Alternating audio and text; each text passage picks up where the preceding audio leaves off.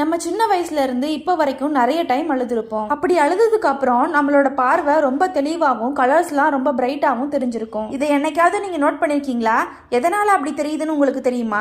நார்மலா நீங்க அழும்போது உங்க கண்கள்ல உடல் ரீதியாகவும் மூளையோட உணர்ச்சி ரீதியாகவும் சில முக்கியமான விஷயங்கள் நடக்கும். நீங்க அழும்போது உங்களோட கண்ணீர் உங்க கண்ணில் இருக்கக்கூடிய மாசு அப்புறம் சிறு எரிச்சல் இது எல்லாத்தையும் சுத்தம் செய்யுது. நீங்க அழுதுக்கு அப்புறம் உங்க கண்கள் முன்பை விட ரொம்ப சுத்தமா இருக்கும். இதனால உங்க கார்னியாவும் தெளிவாகும். உங்களோட கண்ணீர் கண்கள்ல இருக்கக்கூடிய பரப்பை ஈரப்பதமாக்கி மென்மையாக்குது. இந்த மாதிரி உங்களோட கண்கள் ஈரமாவும் தெளிவாவும் இருக்கும் போது நம்ம கண்கள்ல இருக்கக்கூடிய லென்ஸ் வெளியிருந்து வரக்கூடிய வெளிச்சத்தை சிறப்பா உள்ள அனுமதிக்குது. அது மட்டும் இல்லாம மன அழுத்தம் மற்றும் ஸ்ட்ராங்கான உணர்ச்சி காரணமா உங்க கண்கள்ல இருக்கக்கூடிய பியூப்பிள் அதாவது கருப்பு வட்டம் சில நேரங்கள்ல பெருசாகிடும். இது அதிக வெளிச்சத்தை உள்ள அனுப்பும். உங்களோட பார்வையை தற்காலிகமா இது கூர்மையாக்கும். இங்க பிரெயினோட பங்கு என்ன அப்படின்னா, நீங்க அழும்போது குறிப்பா சோகம், மன அழுத்தம் அல்லது விரக்தியால உங்களோட உடல் அதிகமான பதற்றத்தை வெளியிடுது. அப்படி அந்த பதற்றத்தை எல்லாம் வெளியே அனுப்புனதுக்கு அப்புறம் உங்க மூளை கொஞ்சம் நிம்மதியா இருக்க மாதிரி ஃபீல் பண்ணுது. இதனால உங்களோட மனசு ஒரு விதமான தெளிவையும் விழிப்புணர்வையும் ஏற்படுத்துது. சோ நீங்க பாக்குற விஷயம், கேட்கிற விஷயம், ஃபீல் பண்ற விஷயம் எல்லாமே ரொம்ப தீவிரமா